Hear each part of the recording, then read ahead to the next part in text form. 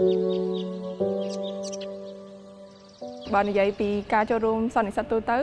គឺពង្រឹងជំនឿនិងទីបន្ទាត់របស់ខ្ញុំខ្លាំងមែនតើព្រោះរាល់ពេលដែលខ្ញុំមានសំណួរនៅក្នុងដួងចិត្តដែលខ្ញុំមិនអាចរកចម្លើយឃើញនៅកន្លែងណាផ្សេងទេប៉ុន្តែរាល់ពេលដែលខ្ញុំបានមកចូលរួមសន្និសីទគឺខ្ញុំតែទទួលបានចម្លើយ ចឹងសម្រាប់បទពិសោធន៍នៅថ្ងៃហ្នឹងខ្ញុំបានរៀនច្រើនអំពីការឡើងនិយាយរបស់ថ្នាក់ដឹកនាំចឹងពួកគាត់បាននិយាយដើម្បីពួកយើងអាចដឹងអំពីអ្វីដែលពួកយើងត្រូវធ្វើបច្ចុប្បន្នហើយអ្វីដែលខ្ញុំបានរៀនសំខាន់មកពី Elder Wilcox ក៏បានបង្រៀនថាពួកយើងជាកូនចៅរបស់ព្រះគឺរស់នៅខុសពីមនុស្សខាងក្រៅ ចឹងតាមរយៈនៅពេលដែលខ្ញុំបានមកកម្មវិធីសន្និសីទ Watch Party សម្រាប់សាសនាចាក់ធ្វើឲ្យខ្ញុំកាន់តែមានសេចក្តីជំនឿរឹងមាំតាមរយៈគំរូរបស់ YSA ផ្សេងទៀតដែលគាត់បានបង្ហាញហើយដូចចែកចាយនៅពេលដែលពួកគាត់បានចែកចាយអំពីបទពិសោធន៍ឬក៏ចែកចាយអំពីទីបន្ទាល់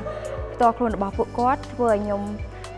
មាននៅទីបន្ទាល់សម្រាប់ខ្លួនខ្ញុំកាន់តែរឹងមាំដូចគ្នា អំឡុងពេលនៃការស្ដាប់នៅសន្និសីទទូទៅខ្ញុំមានបទពិសោធន៍ដ៏អស្ចារ្យមែនទែនដោយសារខ្ញុំបានមានឱកាសដើម្បីស្ដាប់លើការចែកចាយមកពីក្រុមសាវកទាំង12មួយគាត់ឈ្មោះថា Elder Stevenson គាត់បានចែកចាយ4យ៉ាងសំខាន់ដែលខ្ញុំត្រូវតែចងចាំហើយគិតថាវាអាចជួយដល់ជីវិតរបស់ខ្ញុំគឺទី1គឺរស់នៅតាមដំណឹងល្អទី2ការជួយដល់អ្នកខ្វះខាតទី3អញ្ជើញពួកគេឲ្យស្គាល់អំពីដំណឹងល្អទី4ការរួបរวมជាក្រុមគ្រួសារដ៏អស្ចារ្យជានិច្ច4យ៉ាងនេះគឺមានសារៈសំខាន់មែនទែនដើម្បីជួយឲ្យយើងឆ្ពោះទៅមុខនិងដើរជាសិស្សដ៏ពិតរបស់ព្រះយេស៊ូវគ្រីស្ទ ចាខ្ញុំស្រឡាញ់ជាងគេគឺសន្និសីទរបស់ Elder Wilcox ដែលគាត់បានមានប្រសាសន៍ថាពលឺរបស់ព្រះគ្រីស្ទមិនត្រឹមតែជួយដល់ខ្លួនយើងនោះទេប៉ុន្តែអាចជួយទៅដល់ក្រុមគ្រួសារនិងមិត្តភ័ក្តិរបស់យើងផងដែរប ទពិសោធន៍របស់ខ្ញុំនៅខែមេសាឆ្នាំ2023ប្រធានបទដែលប្រធាន Russell M. Nelson គាត់បានចែកចាយជាមួយនឹងយើងគឺធ្វើជាអ្នកផ្សះផ្សាគេខ្ញុំចងចាំថាមួយនឹងគឺពិតជាពោពេញដោយព្រះវិញ្ញាណបរិសុទ្ធខ្លាំងមែនទែន ខ្ញុំចង់និយាយទៅកាន់ពួកគាត់ថាសន្និសីទទូទៅគឺជាឱកាសដ៏ពិសិដ្ឋមួយដែលពួកយើងអាចរៀនអំពីថ្នាក់ដឹកនាំរបស់ពួកយើងហើយ